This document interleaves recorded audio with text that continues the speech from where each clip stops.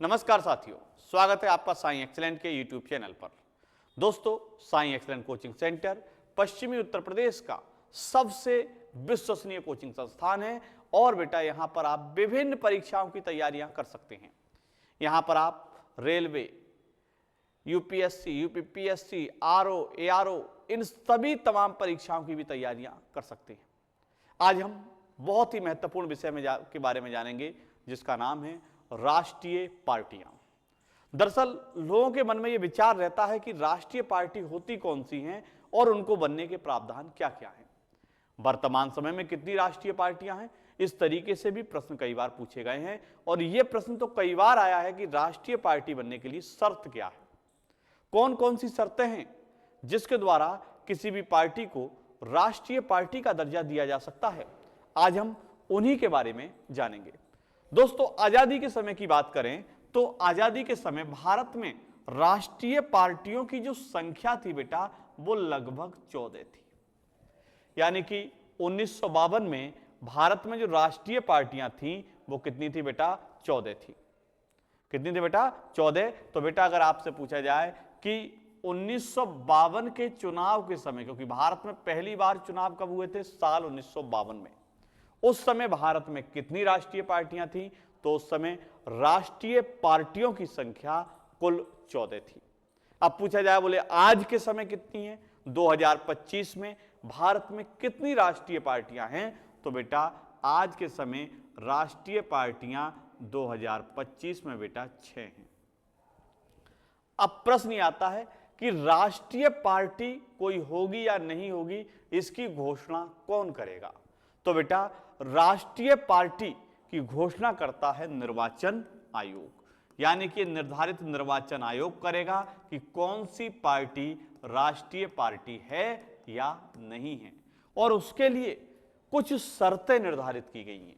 आज हम उन्हीं शर्तों के बारे में जानेंगे। यही निर्वाचन आयोग राज्य स्तरीय पार्टियों का भी निर्धारण करता है। राज्य स्तरीय पार्टियों के बारे में हम जानेंगे अगली क्लास में। तो हम सीधा चलते हैं राष्ट्रीय पार्टी बनने की शर्तों की ओर। तो आइए सबसे पहले हम आते हैं कि राष्ट्रीय पार्टी कोई कैसे बन सकता है। पहला शर्त यह है कि पहले तो उसे पंजीकृत होना चाहिए, रजिस्टर्ड होना चाहिए। और बेटा पंजीकृत कहां होना चाहिए? तो निर्वाचन आयोग के द्वारा एक बेटा अधिनियम बनाया गया था, जन प्रतिनिधित्व अधिनियम 1951 की धारा 19A के तहत उसे पंजीकृत दल होना चाहिए। और साथ ही उसे 3 विभिन्न राज्यों में, यानी कि कम से कम कितने राज्यों में? 3 राज्यों में। जैसे एक राज्य है उत्तर प्रदेश, एक राज्य है बेटा उत्तराखंड और एक राज्य हम ले लेते हैं बेटा बिहार। इन 3 राज्यों में उसे कम से कम लोकसभा की 2% सीटें जीतनी चाहिए। यानी अगर हम प्रतिनिधित्व की बात करें तो बेटा लोकसभा में प्रतिनिधित्व 2% होना चाहिए, लेकिन ये 2% जो है बेटा वो 3 राज्यों को मिलाकर हो, एक राज्य से ना हो। जैसे 2% की बात करें तो 2% का मतलब हुआ बेटा 543 भारत में इस समय लोकसभा सीटें हैं। तो अगर देखा जाए तो लगभग कह सकते हैं बेटा 11, क्योंकि 10.86 में को बेटा व्यक्ति हम क्या मानेंगे? 11 व्यक्ति। अब यूपी से मान लेते हैं कि 11 में से 4 व्यक्ति चुनाव जीत गए, उत्तराखंड से बेटा 4 जीत गए और बिहार से बेटा किसी पार्टी के 3 जीत गए। तो बेटा वो 3 राज्यों से अपने विभिन्न सदस्यों को चुनवा कर लाए हैं। इस तरीके से उनकी संख्या कितनी हो गई बेटा? 11। और ये लोकसभा की कितने % है बेटा? 2% से थोड़ी सी अधिक है। और यहां पर हमें यह पता चल रहा है कि अब वह पार्टी राष्ट्रीय पार्टी बनाई जा सकती है। जैसे आप देखते हैं कि वर्तमान समय में उत्तर प्रदेश में समाजवादी पार्टी ने जब चुनाव हुए थे लोकसभा के, उस समय बेटा 30 से भी ज्यादा सीटें जीती, लेकिन वह राष्ट्रीय पार्टी नहीं है, क्योंकि उसने केवल उत्तर प्रदेश में ये सीटें जीती। अन्य 2 राज्यों में अगर वो सीटें 1-1, 2-2 और जीत जाते तो बेटा इस क्राइटेरिया को वो फॉलो कर जाते और उन्हें भी राष्ट्रीय पार्टी का दर्जा दिया जा सकता था। अब हम चलते हैं बेटा, अगर ये शर्त पूरी नहीं कर पाते हैं, मान लेते हैं कि ये शर्त पूरी नहीं हुई, तो एक दूसरी शर्त है। दूसरी शर्त क्या है उसकी ओर चलते हैं।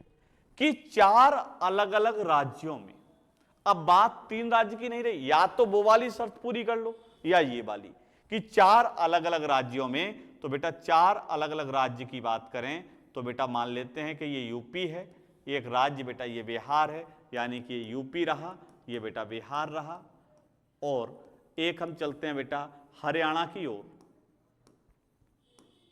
और एक राज्य हम आ जाते हैं बेटा पंजाब। मान लेते हैं कि इस बार हमने जो 4 राज्य लिए उनका नाम है उत्तर प्रदेश, बिहार, हरियाणा और पंजाब।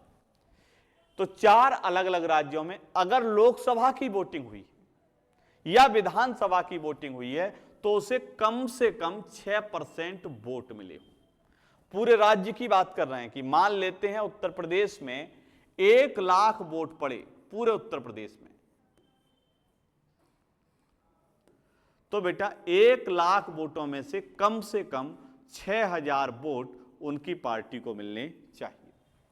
साथ ही बेटा इसी तरीके से बिहार में भी जितने वोट पड़े टोटल की बात चल रही है, यानी कि पूरे बिहार की बात चल रही है, पूरे उत्तर प्रदेश की बात कर रही है, और बेटा वही बात कहां पर चल रहा है, हरियाणा में, और वही बात कहां के लिए है बेटा, पंजाब के लिए, कि कम से कम कितने वोट मिले बेटा, 6% वोट मिले, और लोकसभा में कम से कम 4 सीटें हासिल करें। यहां पर बेटा यह जरूरी नहीं है कि किस राज्य से हो और कितने राज्यों से हो, अगर वो यूपी से ही 4 सीटें हासिल कर जाते हैं और बेटा बिहार में 6% से ज्यादा वोट मिल जाते हैं, 6% के आसपास हरियाणा में और 6% पंजाब में, तब भी उस पार्टी को राष्ट्रीय पार्टी का दर्जा दिया जा सकता है।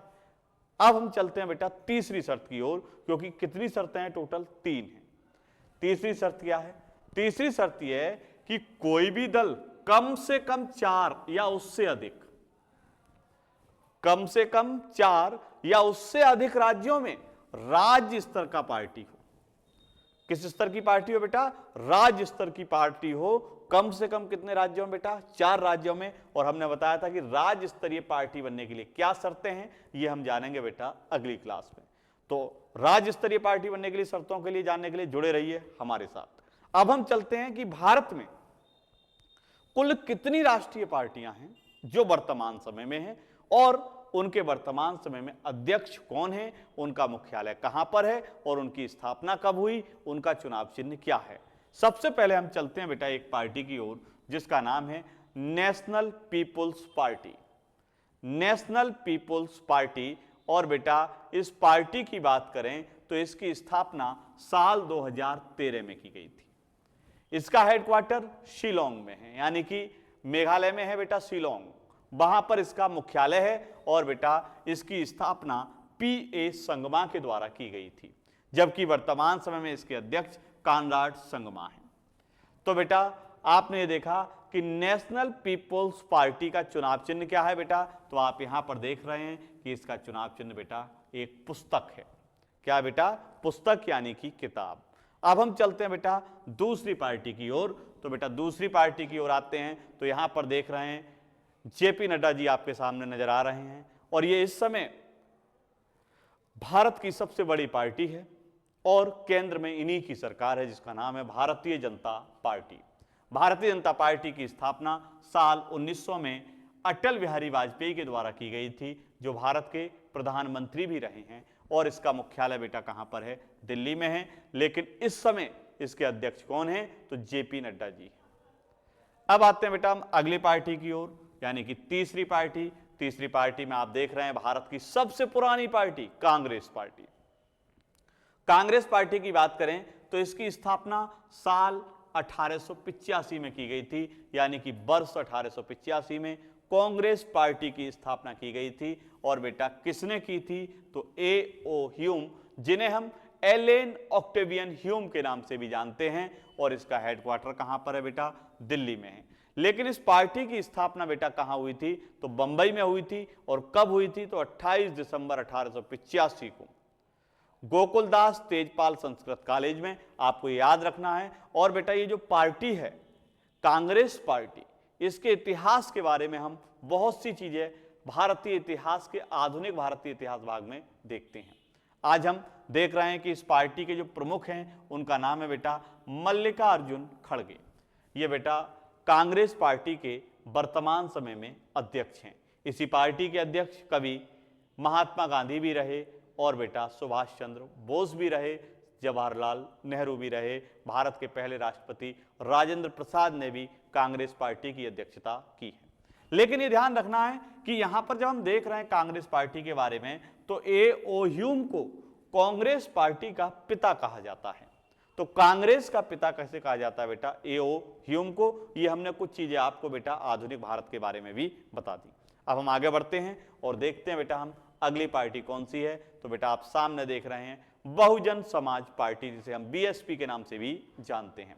बीएसपी पार्टी की बात करें तो इसकी स्थापना साल 1984 में की गई थी और इसके संस्थापक काशीराम जी हैं और इसका हेडक्वार्टर कहां पर है बेटा? दिल्ली में है। और इसकी वर्तमान समय में अध्यक्ष कौन है? तो बेटा मायावती जी हैं। अब और आगे बढ़ते हैं बेटा और अब हम समझते हैं एक और पार्टी की ओर, जिसका नाम है बेटा आम आदमी पार्टी, जिसे हम आप भी कहते हैं। क्या कहते हैं बेटा? आप। इस पार्टी की स्थापना 2012 में की गई थी। इसके संस्थापक अरविंद केजरीवाल हैं। कौन है बेटा संस्थापक? अरविंद केजरीवाल हैं। और हम आते हैं बेटा अगली पार्टी की ओर और इस पार्टी का नाम है बेटा CPIM, भारतीय कम्युनिस्ट पार्टी। और इसकी बात करें बेटा तो इसकी स्थापना साल 1964 में हुई थी और बेटा इसके संस्थापक हैं EMS नंबूदरीपाद और बेटा ज्योति बसु। ज्योति बसु के पास एक रिकॉर्ड भी है कि ये पश्चिम बंगाल के सर्वाधिक समय तक मुख्यमंत्री भी रहे हैं। साथ ही बेटा वर्तमान समय में इस पार्टी के अध्यक्ष हैं सीताराम येचुरी। तो बेटा हमने जाना उन 6 पार्टियों के बारे में जो वर्तमान समय में भारत की राष्ट्रीय पार्टियां हैं। अब हम एक बार इन्हें तेजी से देखते हैं कि किस तरीके से ये राष्ट्रीय पार्टियां हैं और इनके चुनाव चिन्ह को भी आप कैसे याद कर सकते हैं। तो आइए सबसे पहले हम बात करते हैं नेशनल पीपुल्स पार्टी की। देखिए इनकी बात करें तो इनका चुनाव चिन्ह पुस्तक। तो हम कैसे याद रखेंगे कि हम जब विद्यालय में पढ़ते थे या स्कूल जाते थे तो बेटा क्या लेकर जाते थे? किताब लेकर जाते थे। और जब किताब लेकर जाते थे तो वहां पर हमें कोई पसंद आई, हमने उनके लिए बेटा एक फूल दिया। फूल उन्होंने अपने हाथों में स्वीकार किया, यानी कि कौन सी पार्टी? कांग्रेस पार्टी। और बेटा जैसे ही हाथों में स्वीकार किया वैसे ही हम बेटा बारात लेकर चले गए। किस पर बैठकर? हाथी पर बैठकर। तो बेटा बहुजन समाज पार्टी का चुनाव चिन्ह क्या है? हाथी। और बेटा बारात कर लौट कर आए तो हाथ में क्या मिली? झाड़ू। और बेटा झाड़ू चलाते चलाते खेतों की ओर भी जाना पड़ा, इस वजह से हमें मिला हसिया और हथौड़ा। तो CPIM का बेटा चुनाव चिन्ह क्या है बेटा? हसिया और हथौड़ा।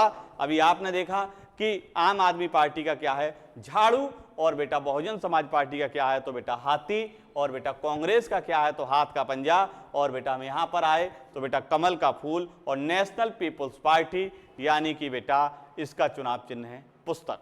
तो आज हमने 6 राष्ट्रीय पार्टियों के बारे में भी जाना और यह भी देखा कि आज 1952 में जब पहली बार चुनाव हुए थे उस समय भारत में कितनी राष्ट्रीय पार्टियां थी। उम्मीद करता हूं कि आपको ये जानकारी हमारी अवश्य पसंद आई होगी। अगर आपको ये जानकारी अच्छी लगी तो हमारे चैनल को सब्सक्राइब करें और वीडियो को लाइक और शेयर करना ना भूलें। जय हिंद साथियों।